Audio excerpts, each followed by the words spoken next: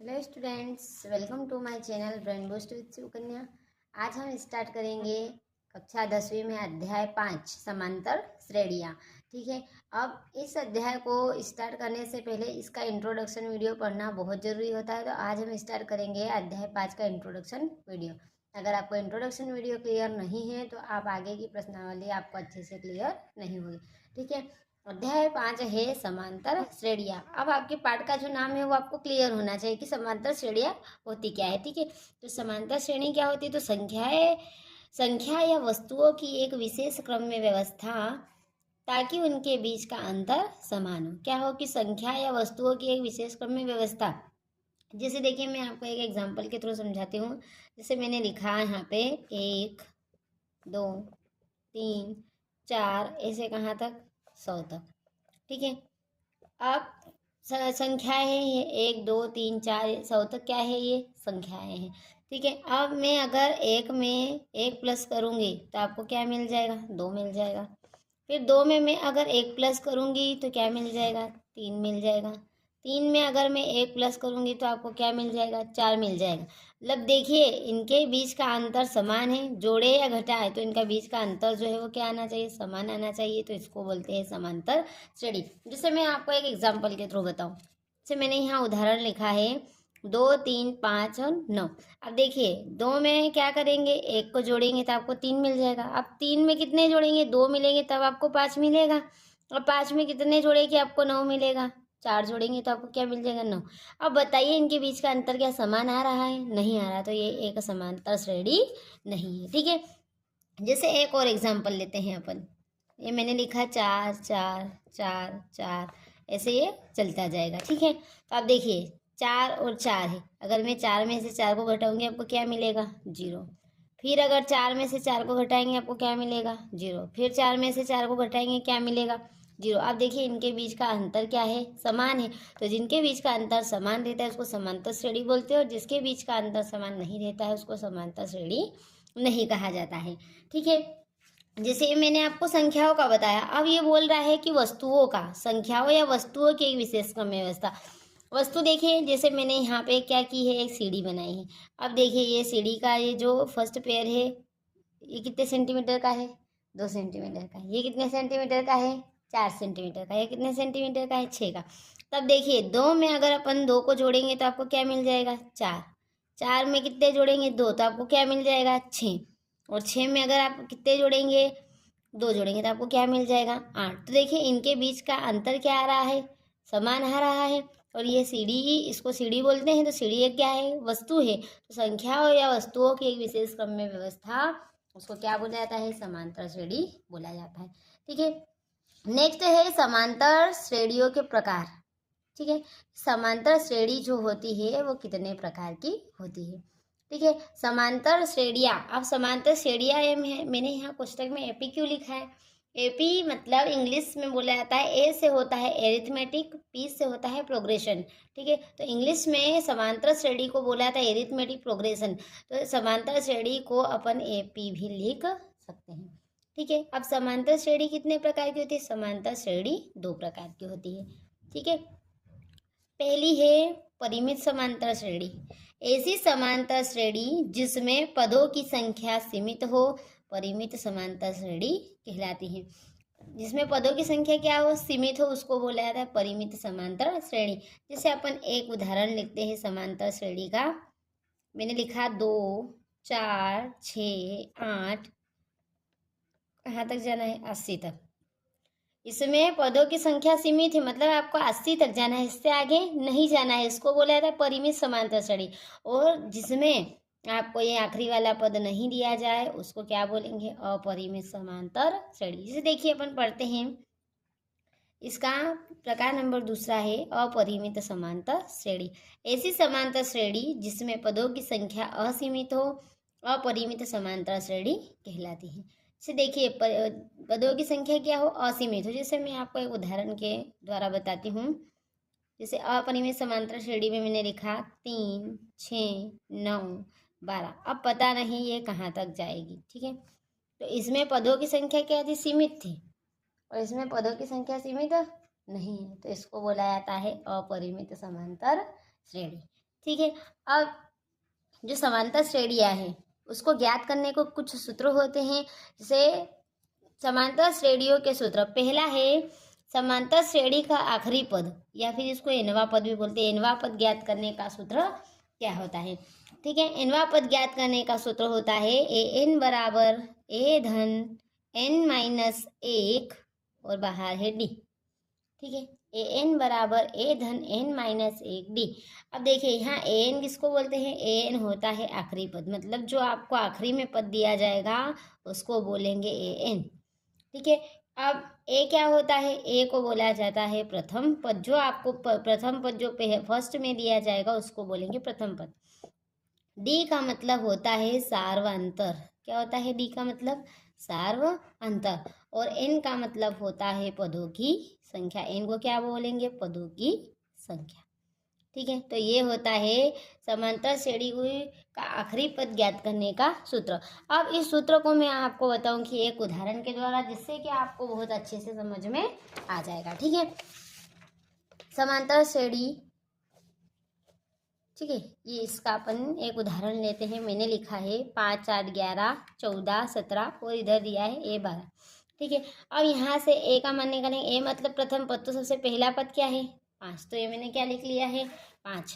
ठीक है, इसके बाद है डी। डी का मतलब होता है अगर आप द्वितीय पद में से प्रथम पद को माइनस कर दो, इसको A1 बोलेंगे, इसको A2 बोलेंगे। ठीक है, तो A2 में से अगर A1 को माइनस कर देंगे, मतलब द्वितीय पद में से प्रथम पद को माइनस कर देंगे तो आपको डी मिल जाएगा। अगर मैं 8 में से 5 को क्या कर दूं? घटा दूं, तो आपको क्या मिल जाएगा? 3 मिलेगा। ठीक है, तो इसको बोलेंगे डी, सार्वंतर। ठीक है, फिर इसके बाद है एन। एन मतलब होता है, ठीक है, पदों की संख्या। तो पदों की संख्या आपको कितनी है? 12 दी है। ठीक है, और ए एन, तो आपको ए 12 क्या करना है? ज्ञात करना है। ठीक है, अब ए एन का मान आपके पास कितना है? ए 12। ठीक है, ए का मान कितना है? 5 धन एन का मान कितना है? 12 माइनस 1, और डी का मान आपके पास कितना है? 3। ठीक है, गुणा में लिख दिया मैंने 3। अब क्या करना है? ए 12 वैसा का वैसा, 5 धन 12 में से 1 को घटाएंगे, आपको क्या मिलेगा? 11। 11 में किसका गुणा कर देंगे? 3 का गुणा कर देंगे। ठीक है, ए 12 बराबर 5 धन 11 क्या हो जाएगा? 33। ठीक है, और 33 में अगर 5 को जोड़ेंगे तो आपको क्या मिल जाएगा? 38। ये होता है समांतर श्रेणी का एनवा पद या आखिरी पद ज्ञात करने का सूत्र। ठीक है, मैंने आपको उदाहरण के द्वारा समझा दिया है। इसके बाद है समांतर श्रेणी के सभी पदों का योग ज्ञात करने का सूत्र। समांतर श्रेणी के सभी पदों का योग ज्ञात करने का सूत्र क्या होता है? इसका सूत्र होता है एस बराबर एन बटे 2 2a धन एन माइनस 1 डी। ठीक है, अब इसमें भी क्या करेंगे? आपको एन का मान चाहिए, ए का मान चाहिए और डी का मान चाहिए। ठीक है, यहाँ से ए मतलब प्रथम पद, तो ए का मान आपके पास कितना आ गया? 5। डी सार्वंतर, मैंने बताया कि अगर द्वितीय पद में से प्रथम पद को माइनस कर दे, A2 में से अगर A1 को माइनस कर दे, ठीक है, 8 में से अगर 5 को क्या कर देंगे?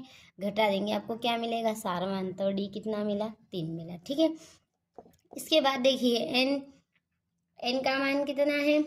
12। यहाँ एन का मान कितना दिया गया है आपको? 12। अब आपको जो मान मिले हैं इनको रख देंगे सूत्र में, तो आपको पदों का योग क्या मिल जाएगा? पदों का योग मिल जाएगा। ठीक है, अब इसमें क्या करेंगे? मान रखेंगे, ये एस वैसा का वैसा। एन का मान कितना है? 12, तो ये लिख दिया 12 बटे में 2 वैसा का वैसा। ठीक है, ये 2 भी वैसा का वैसा। ए का मान कितना है? 5 धन एन का मान आपको कितना दिया गया है? 12 माइनस 1। ठीक है, गुणा में डी का मान कितना दिया गया है? 3 दिया गया है। ठीक है, अब क्या करेंगे? 2 के पहाड़े में 2 भी आता है, 12 भी आता है, इसको काट देंगे। 2 1 कम 2 और 2 6 12, तो आपके पास यहाँ बाहर कितना आया? 6, और कोष्टक में क्या है? 2 पंजे 10 धन। ठीक है, 12 में से 1 को घटाएंगे, आपको कितना मिलेगा? 11, और गुणा में आपके पास क्या है? 3 है। ठीक है, एस बराबर 6 वैसा का वैसा। ठीक है, और यहाँ कोष्टक में 10 वैसा का वैसा, और 11 क्या हो जाएगा आपके पास? 33। ठीक है, 33 में 10 को जोड़ेंगे तो आपके पास कितने हो जाएंगे? 43। ठीक है, तो एस बराबर 6 में क्या करेंगे 43 का गुणा करेंगे तो आपको मिलेगा 258। ठीक है, ये होता है समांतर श्रेणी के सभी पदों का योग ज्ञात करने का सूत्र। अब देखिए एक सूत्र और होता है तीसरा कि समांतर श्रेणी के सभी पदों का योग ज्ञात करने का सूत्र जब ए एन, और ए एन को क्या बोलते हैं एल भी बोलते हैं, तो ए एन या एल आखिरी पद, ए एन बराबर एल, ए एन बोलो या एल बोलो दोनों को आखिरी पद बोलते हैं। अगर आपको एल का मान दिया जाए तो समांतर श्रेणी के सभी पदों का योग ज्ञात करने का सूत्र क्या होता है। ठीक है, तो आपको इसका सूत्र होता है एस बराबर n/2 कोष्टक में होता है a प्लस एल। ठीक है, ये इसका सूत्र होता है जब आपको एल का मान दिया जाए। अब इसका भी एक उदाहरण लिया है 5, 8, 11, 14, 17 और लास्ट में है 38। ठीक है, आप ये आखिरी में 38 क्यों लिखा, मतलब आपको जब आखिरी पद क्या क्या दिया जाए तब पदों का योग ज्ञात करने का सूत्र आपको ये लगाना है। ठीक है, और जब आखिरी पद नहीं दिया जाए तो इससे ऊपर वाला सूत्र आपको लगाना है। ठीक है, अब इसमें देखिए ए का मान मतलब प्रथम पद आपको कितना दिया है 5। ठीक है, एन आपको मतलब एन दिया गया है, एन का मान कितना दिया गया है 12। देखिए प्रथम पद ए का मान आपको कितना दिया गया है 5। अब एन, अब जैसे इसमें यहाँ पे इससे पहले वाले सवाल में आपको आखिरी में ए 12 दिया था, मतलब आपको एन का मान दिया था। अब यहाँ नहीं दिया है, इसका मतलब जब आप 5 से 3 कदम चलते जाएंगे 38 तक जाएंगे तो आपको इसके बीच में कितने पद मिलेंगे 12 पद, इसीलिए एन का मान कितना हो जाएगा 12। ठीक है, एल मतलब आखिरी पद आपको कितना दिया गया है 38, तो एल का मान कितना आ जाएगा 38। ठीक है, अब इसका सूत्र होता है एस बराबर n/2 ए धन एल। ठीक है, ये एस वैसा का वैसा, एन का मान आपको कितना दिया गया है 12, तो एन की जगह क्या रखेंगे 12 और बटे में क्या है 2। ठीक है, और ए का मान कितना दिया गया है आपको 5 धन एल का मान कितना दिया है 38। ठीक है, अब 2 से इसको काट देंगे, 2 1 कम 2 और 2 6 12, तो एस बराबर 6। आप 5 और 38 को जब जोड़ेंगे तो आपको क्या मिलेगा 43। ठीक है, क्या मिलेगा आपको 43। तो जब 43 में 6 का गुणा करेंगे, ठीक है 43 में 6 का गुणा करेंगे तो आपको क्या मिलेगा 258। ठीक है, इससे पहले वाला जब सवाल किया था तो इसमें एल का मान नहीं दिया था, तब भी पदों का योग 258 आया था। और जब आपको एल का मान दिया जाए तब भी आपको क्या करे पदों का योग ज्ञात करने के लिए बोले, तब भी उसका उत्तर क्या आएगा 258 ही आएगा। ठीक है, इसके बाद थर्ड है समांतर श्रेणी का व्यापक रूप क्या होता है। ठीक है, ये आपका ऑब्जेक्टिव में भी आता है कि एक समांतर श्रेणी के का व्यापक रूप क्या होता है। इसका व्यापक रूप होता है ए धन D A plus 2d A plus 3d, ऐसा चलता हुआ चला जाएगा आगे ए प्लस 4d, ऐसा आगे बढ़ता जाएगा। इसका मतलब जो प्रथम पद रहेगा उसको ए बोलेंगे। अब जब प्रथम पद में सार्वधातुक डी को जोड़ देंगे तो आपको मिलेगा द्वितीय पद, फिर प्रथम पद और द्वितीय पद, प्रथम पद और डी सार्वधातुक में अगर 2 का गुणा करके जोड़ दे, ठीक है, तो ये बन जाएगा तृतीय पद, ऐसा चतुर्थ पद, ऐसे पद आगे बनते हुए चले जाएंगे। ठीक है, तो ये था अध्याय 5 समांतर श्रेणी का परिचय वीडियो। अगर आप इस परिचय वीडियो को नहीं पढ़ते हो तो आपको जो आने वाली प्रश्नावली है वो अच्छे से समझ में नहीं आएगी। जैसे मैंने इसमें 3 से 4 सूत्र बताए हैं, जब आपको ये सूत्र पता नहीं होगा तो आप प्रश्नावली हल नहीं कर सकते हो। ठीक है, तो आपको ये परिचय वीडियो पढ़ना बहुत ज़रूरी है।